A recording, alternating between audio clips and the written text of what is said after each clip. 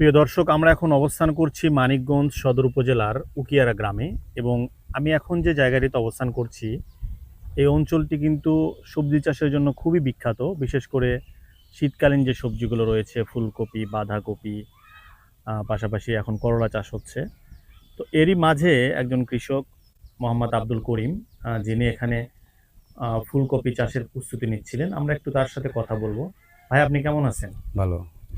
আচ্ছা, আপনি এখানে তো ফুলকপির চারা উৎপাদন করছেন, তাই না? জি, আপনি কি এগুলো বিক্রির জন্য প্রস্তুত করছেন নাকি নিজেও লাগাবেন? নিজেও লাগাম।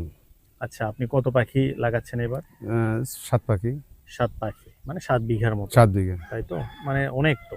হুম। তো এখানে আপনার কত শতাংশ জায়গার উপর আপনার এই বীজতলা আছে? পিস্তলা 3-4 ডিসিমেল হইব। 3-4 ডিসিমাল, তাই না? এখানে আপনার কয়টা ইয়ে আছে, বেড আছে এখানে? 4টা বিট আছে। 4টা, 1টা 2টা 3টা 4টা, না? এখানে মানে আরো কয়েকজন মনে হয় করছেন আর আপনাদের কয়েকজন করছে। সাথের মানুষ। তো এখানে 4টা বেডে আপনার হচ্ছে কি পরিমাণ বীজ আপনি বা চারা পেতে পারেন? চারা আনুমানিক আর কি 40 বা 36,000। 40,000 বা 36,000-এর হ্যাঁ। মতো। এগুলা আপনার বিক্রি করতেছেন কেমন দামে? বিক্রি 2.5 টাকা 3 টাকা পিস। 2.5 থেকে 3 টাকা, পিস। তাই তো? হুম। এই চারাগুলো আপনি যখন রোপণ করেছেন তখন থেকে এখন পর্যন্ত, মানে আবার যে লাগানোর জন্য যে প্রস্তুতি, এই পর্যন্ত আপনার কেমন সময় লাগে? 2 মাস।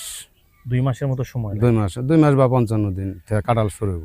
2 মাস থেকে কি আপনার হচ্ছে মানে ফল সংগ্রহ শুরু হবে? হ্যাঁ, ফল সময়। আর এখন এই চারাগুলোর বয়স কেমন? বয়স আপনার আনুমানিক হ্যাঁ। 28 দিন, 28-29 দিন।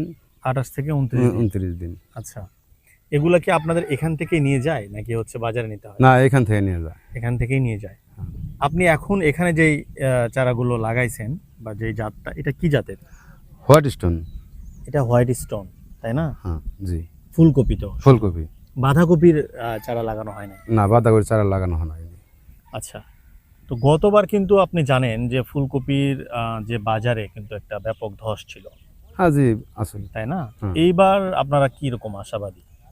আশাবাদী, আল্লাহ যেমনি দেয় এমনি আমরা আচ্ছা, খুশি। তাছাড়া তো নিজের হাতের জিনিস নেই। হ্যাঁ, তা তো অবশ্যই।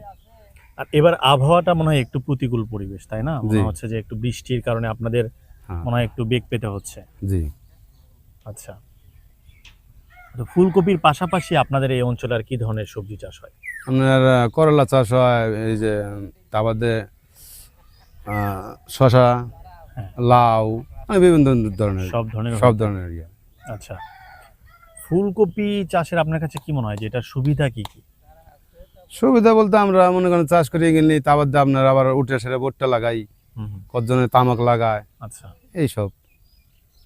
আর আপনি যে ফুলকপি যে 7 পাখি জমিতে লাগাইছেন, তাই না? হুম। এখানে আসলে ফুলকপি লাগানোর জন্য আসলে কেমন জমি আপনারা নির্বাচন করেন?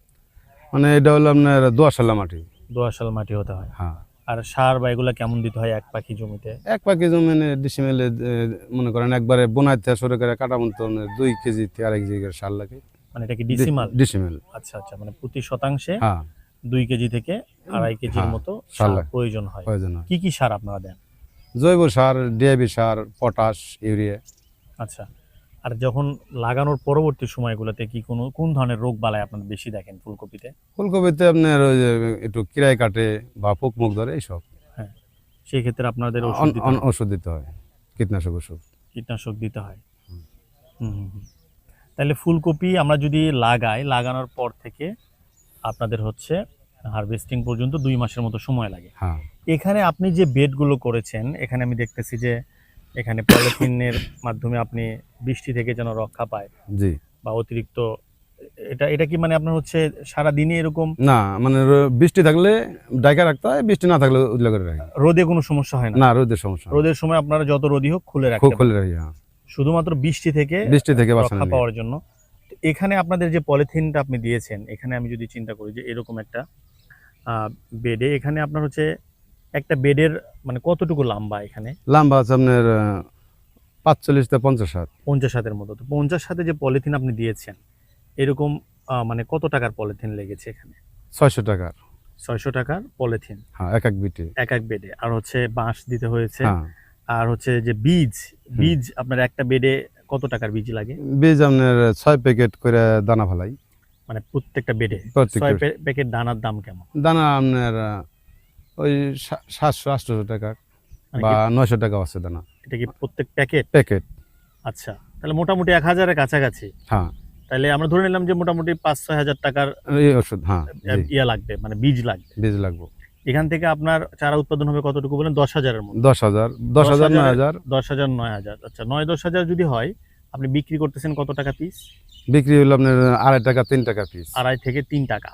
তো সেই ক্ষেত্রে আপনার ধরা যাচ্ছে যে যদি আমরা 9,000ও ধরি, তাহলে যদি আপনার 3 টাকা পিস যদি হয়, তাহলে মোটামুটি 27,000 টাকার মতো আসে। একটা বেড থেকে আসবে, যেখানে হ্যাঁ। আপনার বীজের খরচ গেছে 10,000 টাকা 6,000, 8,000 টাকা। 8,000, এরকম 8,000। তাইলে মানে মোটামুটি একটা বেড থেকে আনুমানিক 20,000 টাকা করে থাকবে আশা করা যায়, যদি কোনো হ্যাঁ, ছিটমাট কোনো না থাকে। ইয়ে না থাকে। মোটামুটি আপনার হচ্ছে তাহলে 20,000 টাকা করে আসলে এখানে আপনার 4টা বেডে আশা করা যাচ্ছে যে আপনি প্রায় 80,000 টাকার চারা উৎপাদন করবেন, তাই তো? জি, এখানে তাছাড়া তো আপনি নিজে আবার এগুলা হ্যাঁ পরিচালনা করি। পরিচালনা করছেন বা নিজের জমিতেও আপনি রোপণ করেছেন। তো এই চারা উৎপাদনের সাথে আপনি কতদিন ধরে সম্পৃক্ত আছেন? মানে এবার থেকে না একবারে না ফার্স্ট, না, আপনি কতদিন ধরে করছেন এটা, মানে আপনার সারা জীবনে? মানে আনুমানিক 20 বছর 20 বছর ধরে আপনি শুধু এই চারা উৎপাদন করেন? চারা উৎপাদন করে লাগাই। ও, মানে তাহলে তো কৃষিকাজ 20 বছর অনেক দিন, হ্যাঁ। মানে আপনার মানে একটা বড় ধরনের অভিজ্ঞতা রয়েছে। 20 বছর।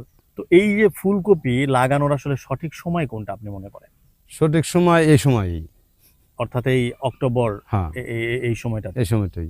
এটাই হচ্ছে সঠিক সময়, হ্যাঁ তাই না? জি। আপনি যখন এগুলো আপনার হচ্ছে বিক্রি করবেন, তখন এগুলা কি আপনার হচ্ছে আশেপাশের বাজারে বিক্রি করেন নাকি ঢাকাতে নিয়ে যান? আশেপাশের বাজারও আরো কিছু বিক্রি করি, আর যে নাকি বেশি চাপ পড়ে যায় তখন ঢাকায় কারণ বাজার নেই। আপনি সরাসরি নেন নাকি মানে পাইকাররা এসে না, কিনে নেন? আমরা সরাসরি আপনি সরাসরি নিয়ে যান? সরাসরি নিয়ে যাই। আচ্ছা আচ্ছা। তো প্রিয় দর্শক, আমরা এতক্ষণ কথা বলছিলাম মোহাম্মদ আব্দুল করিম ভাইয়ের সাথে, এবং আপনারা যেমনটি শুনছিলেন উনি 20 বছরের অধিক সময় যাবৎ সবজি চাষের সাথে সম্পৃক্ত, বিশেষ করে ফুলকপি বা বাঁধাকপি, এই ধরনের করলা। করলা, এই চাষগুলোর সাথে উনি সম্পৃক্ত আছেন। তো আমরা আজকে তার মুখেই শুনছিলাম যে আসলে কিভাবে ফুলকপি চাষ করতে হয়। তো এই যে 20 বছর ধরে আপনি কৃষিতে আছেন, হ্যাঁ, তো এখন তো আমরা মানে শুনতে পাই যে অনেকেই নতুন করে কৃষক হতে, মানে কৃষিকাজের সাথে সম্পৃক্ত হতে চাচ্ছে, বিশেষ করে যারা হচ্ছে শিক্ষিত তরুণ বা শিক্ষিত যুবক। চাকরি হয়তো বা সবার তো আর চাকরি হয় না। জি। তো সেই ক্ষেত্রে আপনার কাছে কি মনে হয় যে এই যে 20 বছরের যে অভিজ্ঞতা, আপনার কাছে কি মনে হয় যে কৃষিতে আসলে কতটা সম্ভাবনা আছে? কৃষিতে লাভ হয়, আমারও ছেলে আয় পরে, সেও কাজ টাজ করে আমার হ্যাঁ। সাথে, আচ্ছা, আয় পরীক্ষা দিছেও, তারপরেও কৃষি মানে আপনার সাথে কৃষিকাজের মধ্যে জড়িত আছে। কৃষিকাজও করে। হ্যাঁ, জড়িত তার আছে। মানে এটা কি মনে হয় আপনার কাছে যে লাভজনক পেশা? হ্যাঁ, পেশা লাভজনক, একবার লস হয় না, তো লাভই হয়। আচ্ছা, চ্যালেঞ্জ কি বলেন তো? মানে যে মানে কোন জিনিসগুলোতে আপনাদের কাছে মনে হয় যে এই জিনিসগুলো যদি আরেকটু ভালো হতো, বা এটা যদি না হতো, বা আমরা যদি একটু বাজার ভালো পেতাম তাহলে আরো ভালো হতো, মানে এরকম কোন বিষয়গুলোতে মনে হয় যে আপনাদের একটু সরকারের নজর দেওয়া উচিত বলে মনে করেন? যদি সরকার নজর দেয় আমাকে একটু ভালো হয় এইসব কৃষিকাজে, মানে ইটের। মানে কোনগুলো বেশি আপনাদের কাছে মনে হয় যে সমস্যা? আমাকে সমস্যা বলতে আমরা এই কপি টপি লাগাই, মানে একটু বৃষ্টিপাত দিলে আমাকে লস হয়, তাছাড়া এমনি খবরটাই হয় না। আর বাজারের ক্ষেত্রে যে বাজার পান, সেটা কি যথাযথ হয়? হয়, আর না মালিকে যে সঙ্গে বাজার হয় এই সঙ্গে আমাকে চলে। আচ্ছা আচ্ছা। তার মানে আপনি যেটা বলতেছেন যে মেইনলি হচ্ছে যে আবহাওয়া যেটা, আবহাওয়া, হ্যাঁ এটা যদি অনুকূলে থাকে তাহলে আপনারা হ্যাঁ ভালো করতে পারেন। হ্যাঁ জি। আর এমনিতেই আপনার হচ্ছে যে সারের দাম বা বীজের দাম, এগুলা কি আপনাদের ক্রয় ক্ষমতার মধ্যে? হ্যাঁ, আর সরকার যেমনি চালাইবো অমনি তো আমাকে চলুন লাগবে, আমরা তো আর একলা কিছু করতে আচ্ছা, পারবো না।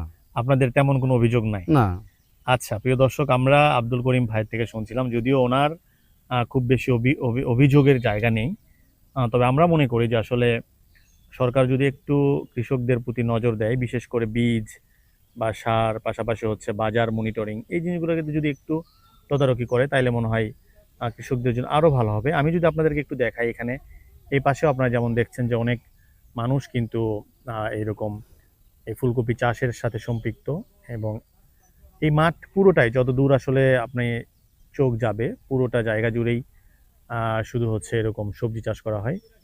তো আমি আজকে আপনাদের সাথে কথা বলছিলাম মানিকগঞ্জের সদর উপজেলার উকিয়ারা গ্রাম থেকে।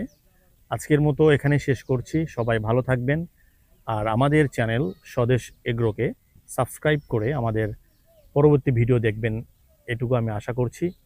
আজকের মতো সবার কাছ থেকে বিদায় নিচ্ছি। সবাই ভালো থাকবেন। ভাই আপনিও ভালো থাকবেন। হ্যাঁ, আবার আল্লাহ কথা হাফেজ। হবে। আচ্ছা, আল্লাহ হাফেজ।